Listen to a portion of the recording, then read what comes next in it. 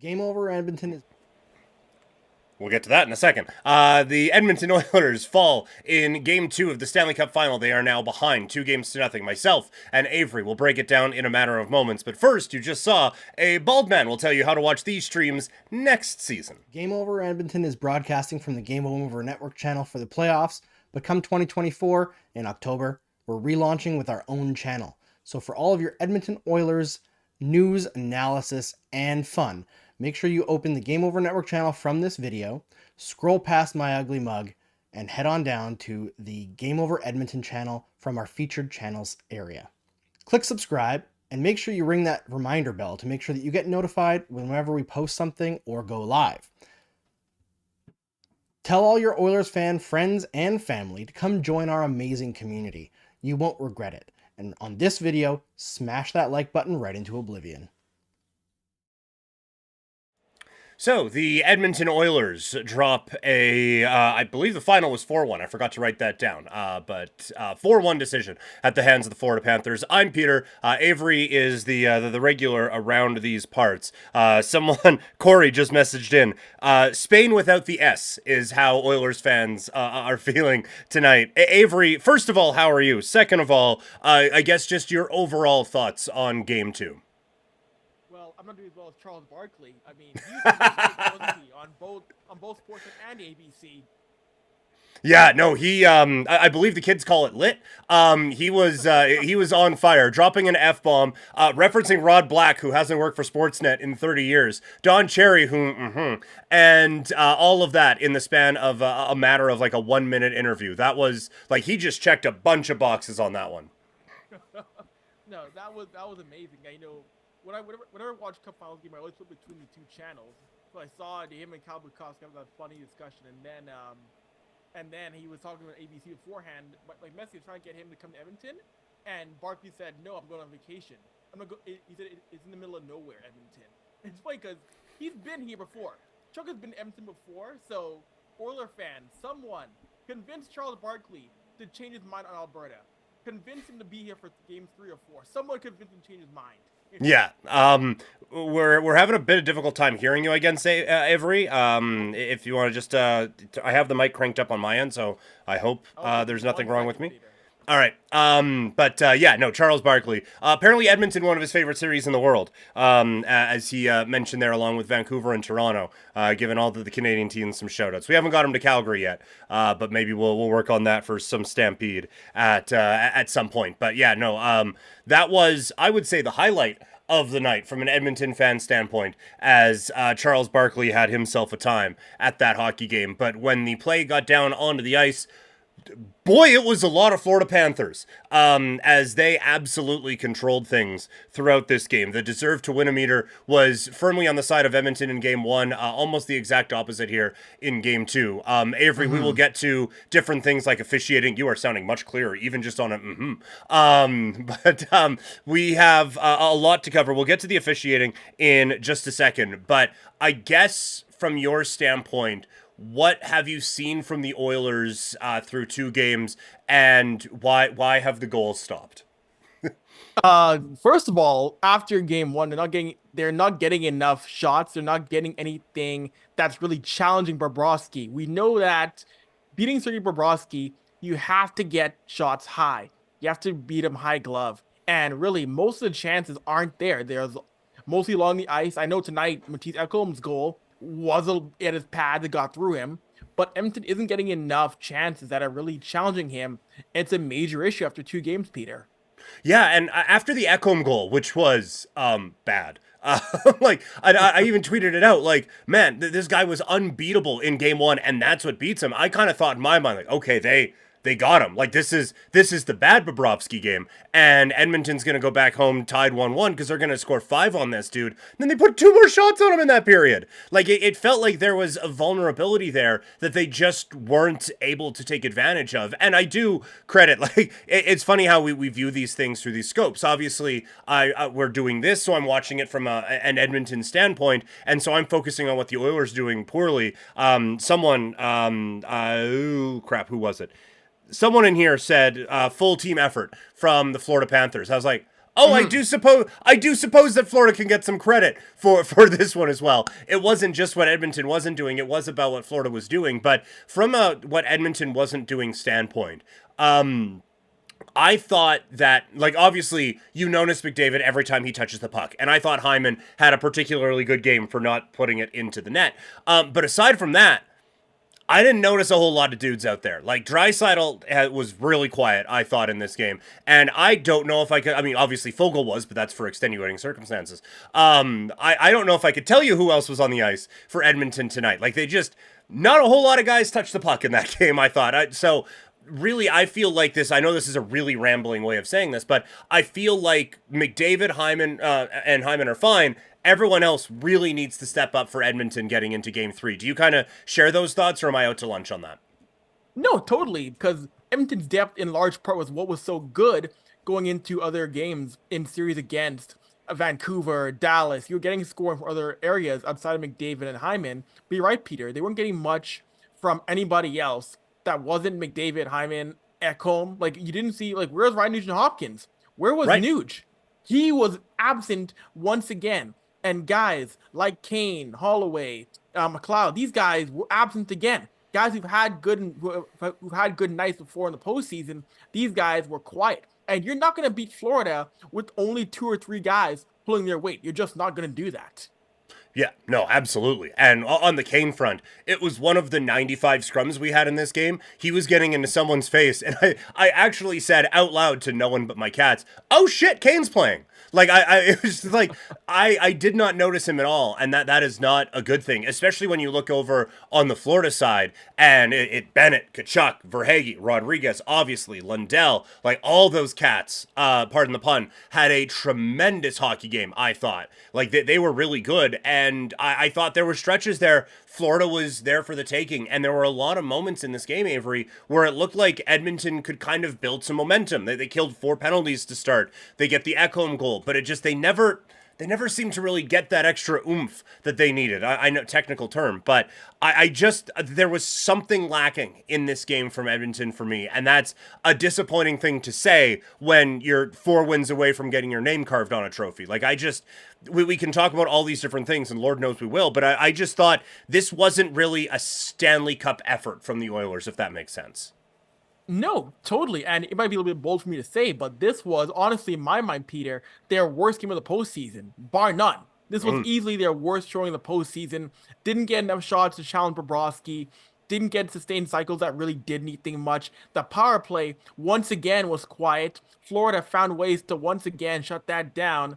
And really, the only real shining light, aside from the 1 goal allowed, was the penalty kill doing its thing in large part once again. But great. But if you're only doing that and not actually getting gold back past Bobrovsky, then what are you doing? Like, you can't just be relying on your penalty kill for 60 minutes. Again, you can't.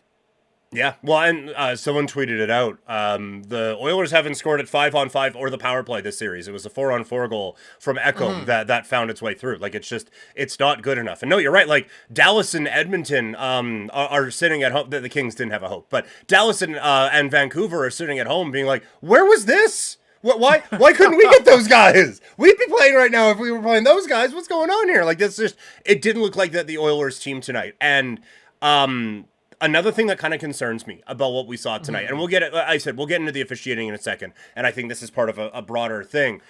It felt like Tkachuk and Bennett are in their heads a little bit now. Like, if this is the regular season and they don't play these guys for 3 months, I don't think Bouchard is giving Tkachuk a little on the butt end that ends up being a penalty. And you're seeing all those scrums. We're seeing 2 and 10 for slashing at the end of these games. I do feel like Florida is dragging Edmonton into the mud where they were so good at avoiding. Specifically against Dallas. Vancouver isn't going to do a whole lot that to you, but against the Kings, they tried, and it just didn't work. Dallas tried, it didn't work. Now it feels like Tkachuk is kind of Tkachucking all over this one now. Yeah, no, it's totally true. And the Oilers are lacking that restraint to not take the bait, which is a major thing right now. It's not round 1, it's not round 2. It's the Stanley Cup Final. A little bit of composure is needed to not take the bait by the Oilers roster, and they've badly fallen for that on the road in 2 games in a row. If you could pinpoint like just one, obviously that there isn't just one thing, but if you could pinpoint just one thing that Edmonton can change going into game 3, what do you think that would be? Honestly, I think it's just one thing: being smarter in your own end of the ice. You got to be more responsible in your own end of the ice, because the bulk of the goals that Florida have scored have come across turnovers or not watching a man in front. If you can clean that up come game 3, well, you're going to have to avoid being elimination in game 4. If you can clean that up, you have a fighting chance, because the goals in game 1 came from not back checking, lackadaisical play. Goals here in game 2 came from not being aware. So if you can clean that aspect up in your game in game 3, you should have a chance to make this a 2-1 series. No, 100%. I agree with that.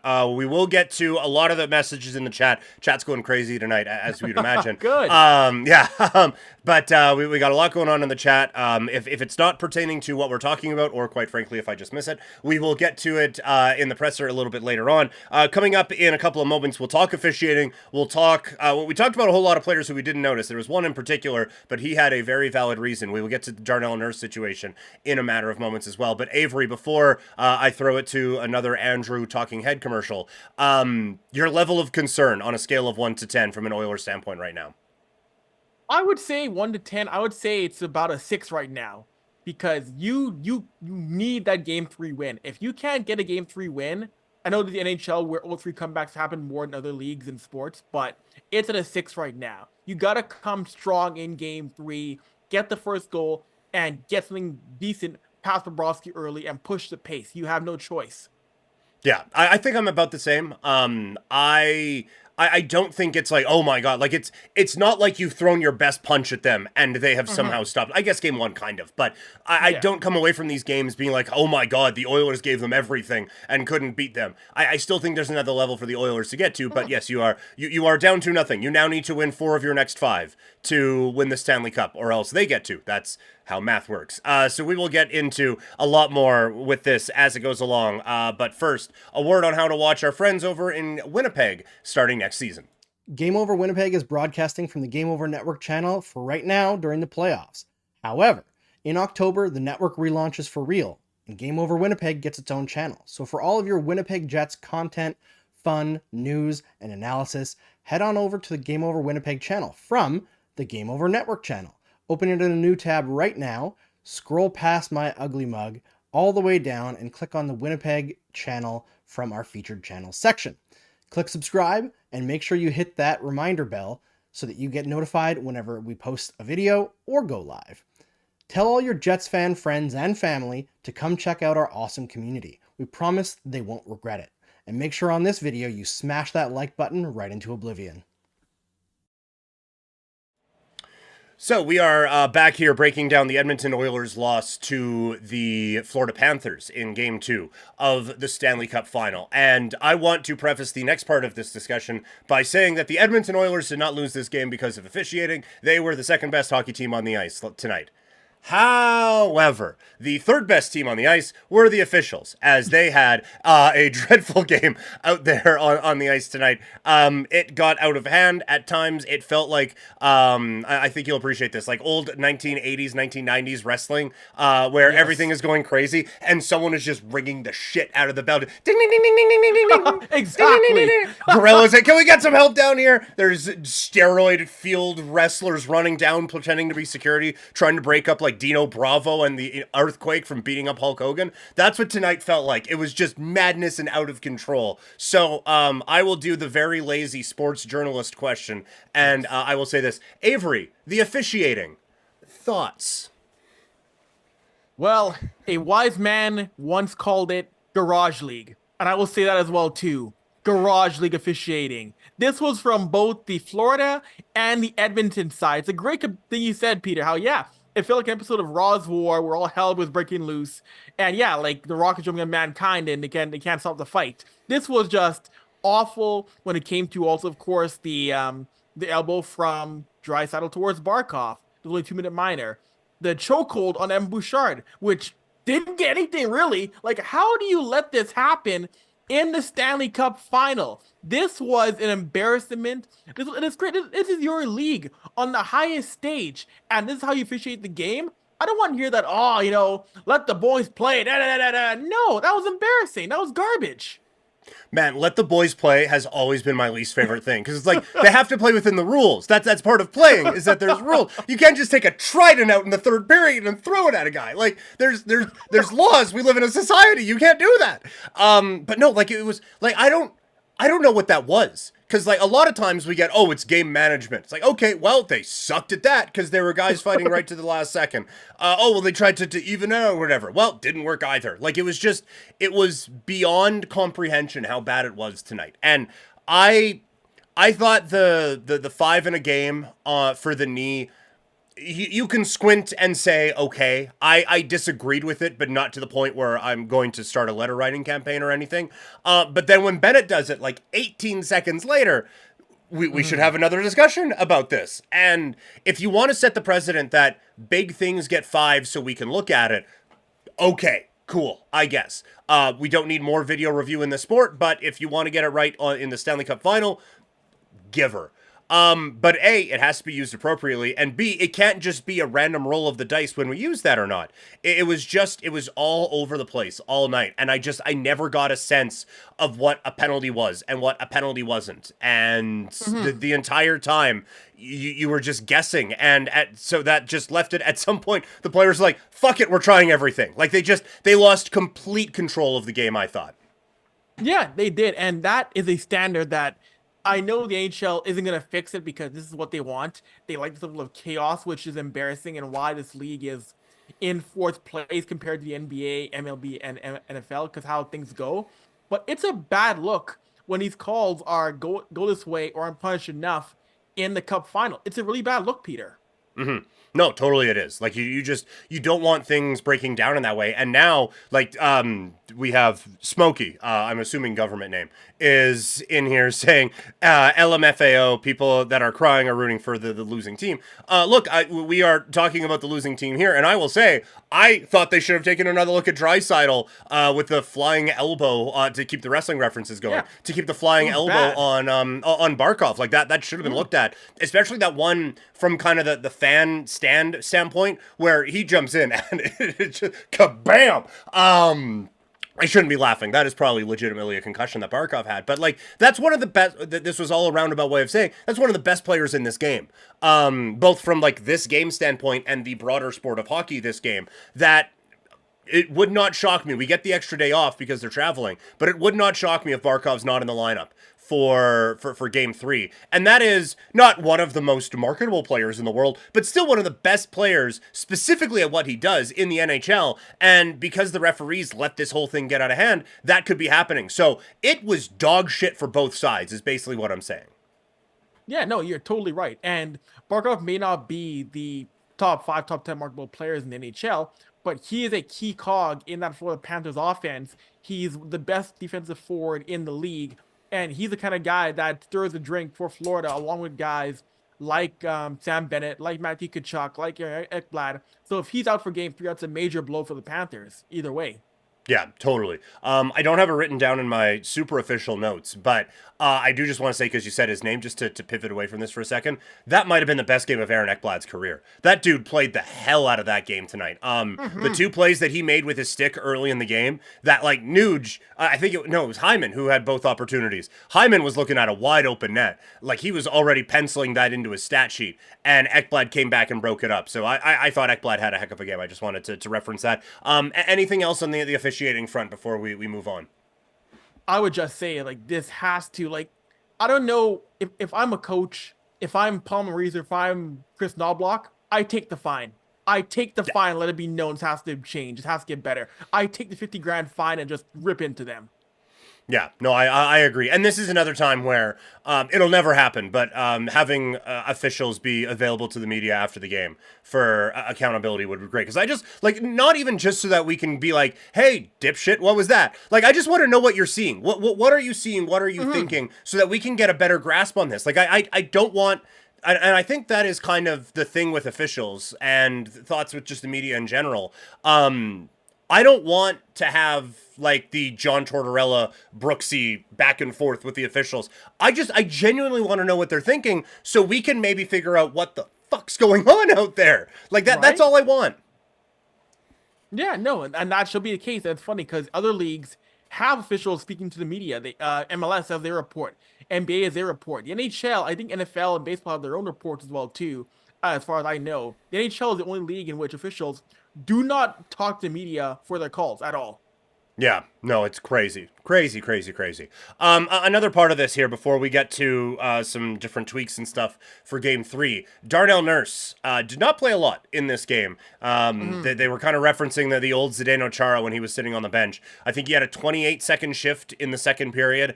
He got into a couple out there, knocked Sam Bennett on his ass, so he had a productive third period. But very obviously compromised out there, Darnell Nurse. It would be wildly unfair for us to speculate about what's going to be going on with that guy 3 days from now. But if, basically Nurse wasn't able to go tonight, how big of a loss is that? I know he's got a lot of talk from the media throughout the postseason, but when he's not paired with a certain someone, he seems to play all right. How big of a loss is this for the Oilers if Nurse isn't able to go for an extended period of time? Oh, that is a major, major, major blow for the Oilers if you lose Darnell Nurse.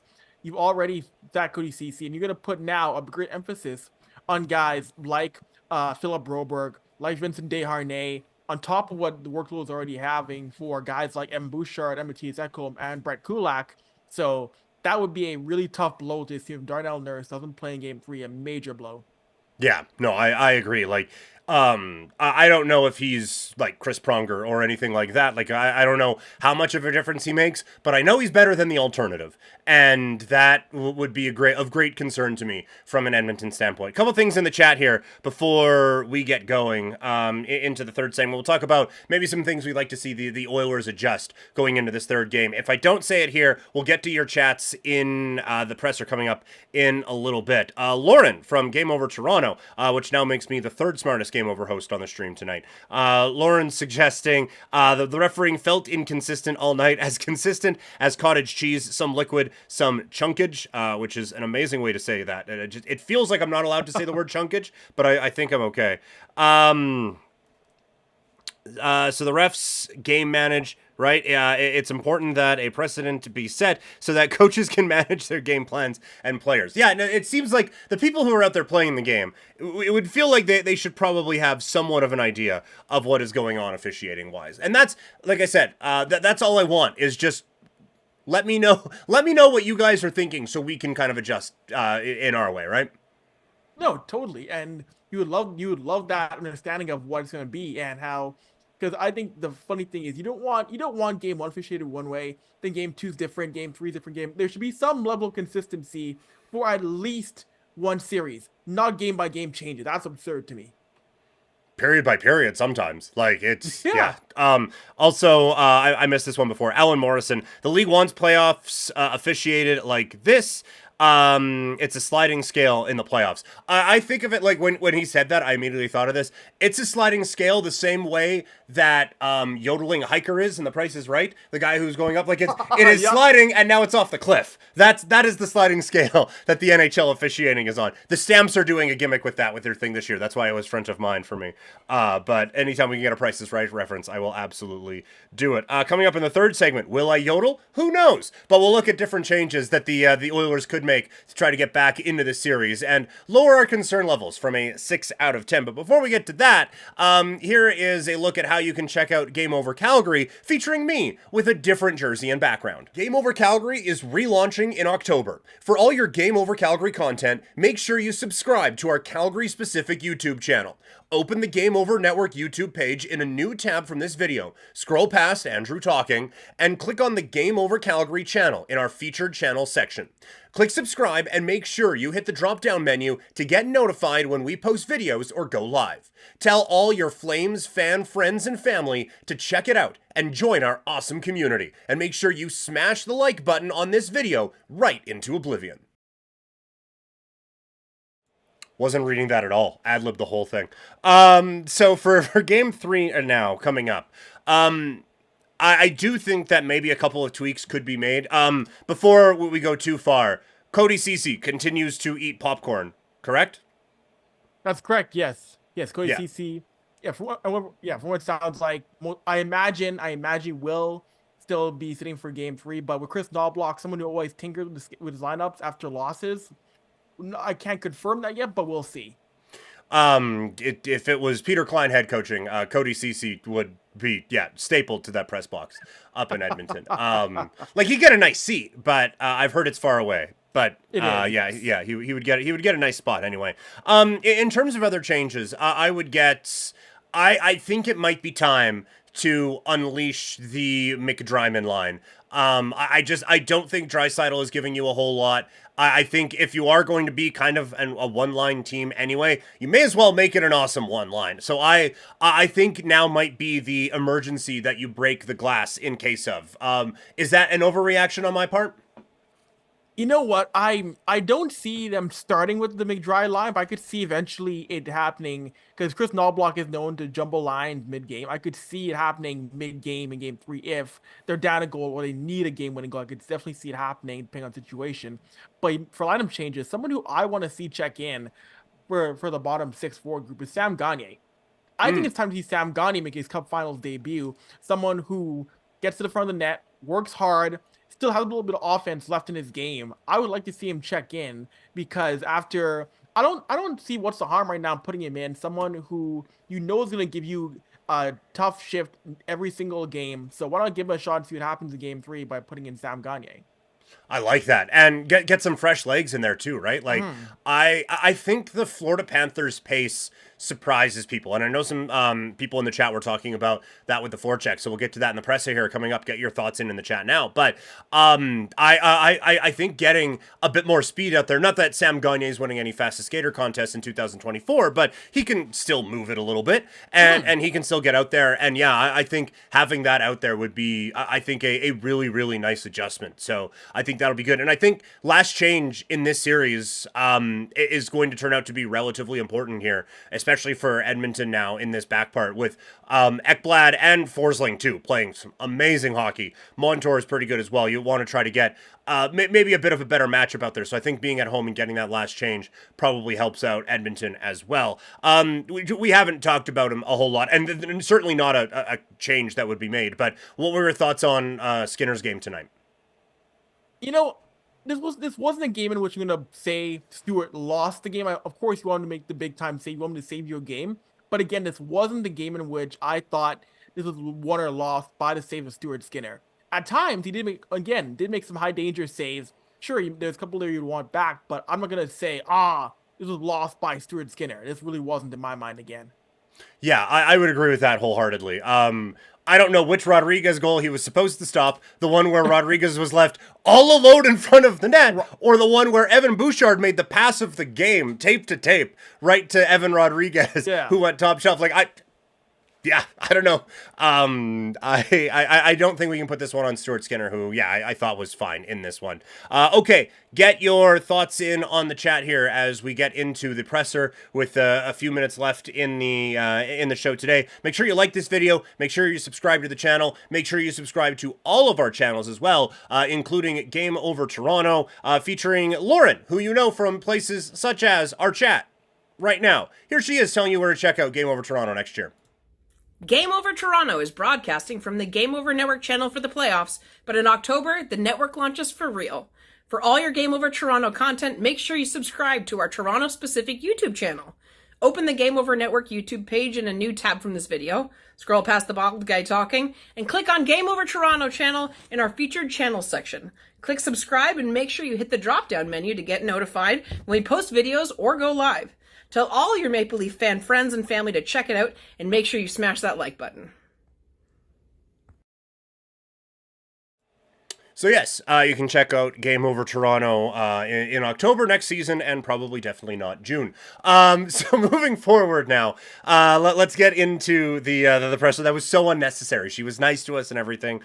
She said, "Love you, Peter," with all the little hearts, and then I was mean.